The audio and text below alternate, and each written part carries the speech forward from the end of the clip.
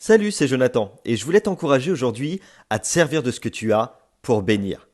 Alors entre l'accès au salut, la croissance spirituelle et l'entrée dans le service de Dieu, il y a tout un cheminement. Le temps passe, les années passent, et souvent on a l'impression que les choses que l'on a sont acquises tout naturellement. Ce que je voudrais partager ce matin, c'est de toujours te servir de ce que tu as pour bénir, sans oublier que ce que tu as, eh bien tu l'as reçu. La Bible dit dans 1 Corinthiens chapitre 8 verset 1, il est vrai que nous avons tous la connaissance, comme vous le dites, mais cette connaissance rend l'être humain prétentieux, tandis que l'amour, il est constructif et il renforce les relations.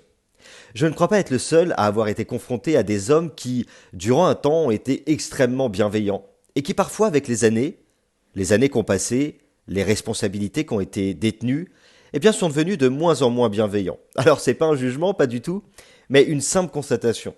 Ce que l'on peut constater, c'est qu'il arrive que dans certains cas, et je dis bien dans certains cas, à cause de la connaissance qui grandit, à cause des responsabilités que l'on acquiert, du rang, du poste ou de la fonction spirituelle, il se peut parfois que l'on oublie que ce que l'on a, on l'a reçu, et qu'on l'a reçu pour bénir, et uniquement pour bénir, et pas pour nous positionner sur les autres.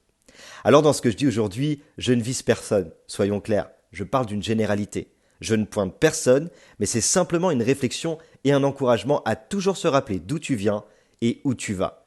N'oublie pas non plus que ce que tu as, tu l'as reçu.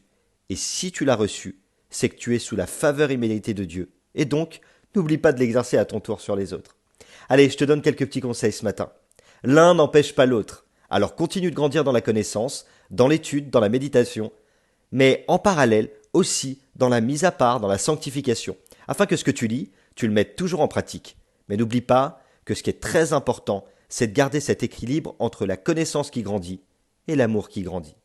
Fais preuve d'indulgence et n'oublie pas que tout le monde ne grandit pas de la même manière, à la même mesure et à la même vitesse. Il faut donc être indulgent avec ceux qui t'entourent et qui ne comprennent pas peut-être ce que tu as compris toi aujourd'hui.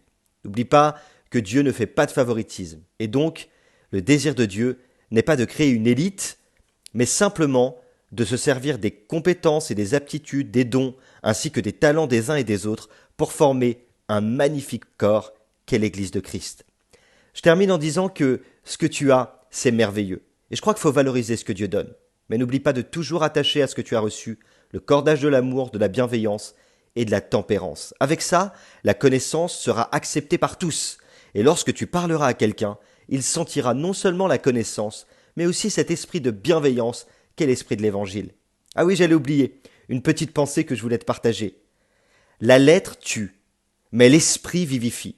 Alors n'oublie pas de joindre à la lettre, à la parole, et de coudre à ces lettres-là la valeur de l'esprit, parce que le fruit de l'esprit, c'est aussi l'amour. N'oublie pas, Dieu a mis son potentiel en toi.